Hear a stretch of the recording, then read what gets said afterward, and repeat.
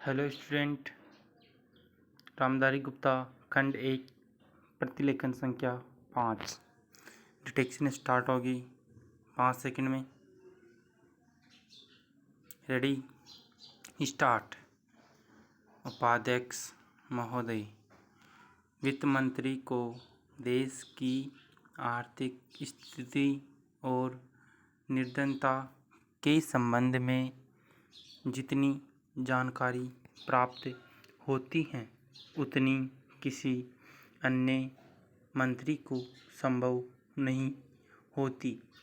Budget बनाते समय वैसे तो बजट में आय व्यय का ब्यौरा होता ही है, लेकिन मूल रूप में देश की आर्थिक नीतियों में किस प्रकार का परिवर्तन हो तथा किस मार्ग पर वह देश को चलाना चाहते हैं, सरकार का लक्ष्य क्या है, इन सब नीतियों का बजट विवरण होता है। हमारे वित्त मंत्री चाहे जिस पद पर रहे हो, चाहे वे मुख्यमंत्री रहे हो या केंद्रीय सरकार में रहे हो, उन्होंने शानदार काम किया है। जिस समय उन्होंने बजट प्रस्तुत किया उस समय देश को और विशेष रूप से गरीबों को उनसे बहुत आशाएं थी। देश में लगभग 6 लाख गांव हैं।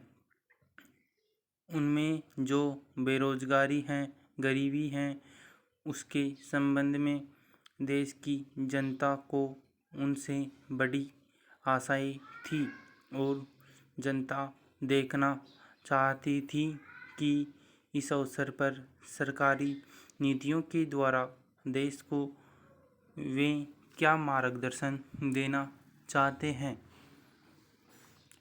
इस दृष्टि से 3 महत्वपूर्ण बातें इस समय देश के सामने थी।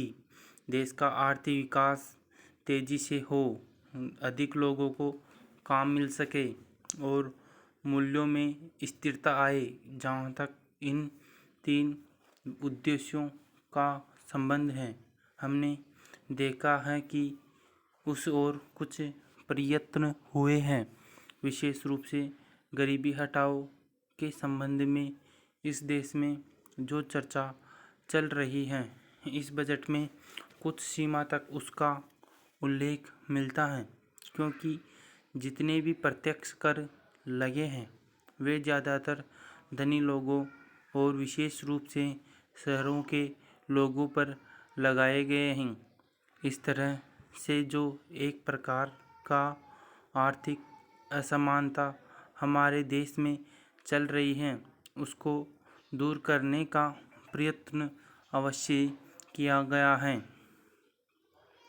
लगभग 5 दशक पूर्व जब हमारा देश स्वतंत्र हुआ था, उस समय देश में जितने सरकारी कर्मचारी थे वे ऐसा समझ बैठे थे कि अब तक देश में जिस तरह से अंग्रेज़ों का प्रशासन चल रहा था उस तरह से काम नहीं चलेगा, क्योंकि कांग्रेस के जो नए लोग आए थे, जो मंत्री बने थे, वे लोग धन के मामले में त्यागी आदमी हैं। उनको धन से मोह नहीं है।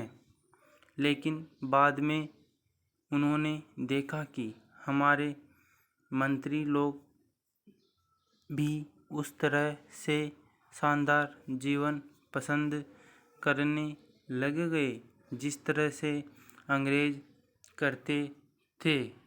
Stop. Thanks for watching. Please like share subscribe करें और